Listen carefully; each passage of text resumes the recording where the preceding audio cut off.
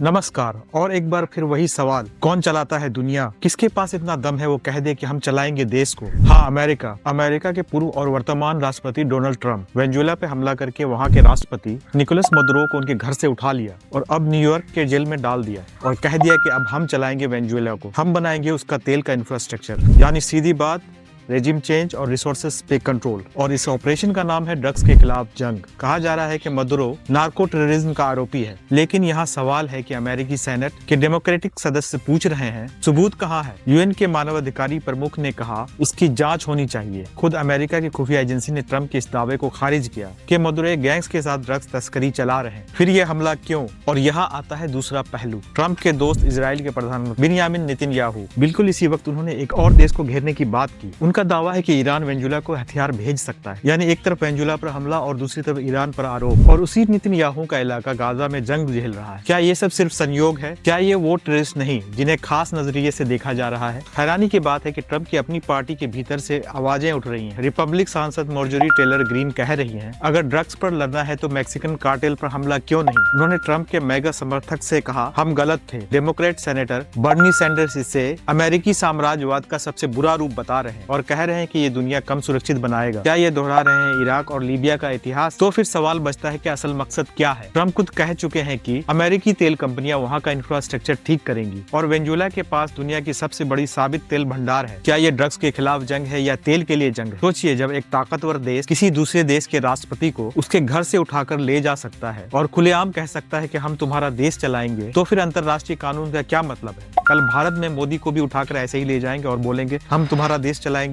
ये कैसी बात है? क्या यही है नई दुनिया का नियम? आप क्या सोचते हैं? कमेंट में बताइए और वीडियो को लाइक कीजिए और शेयर कीजिए।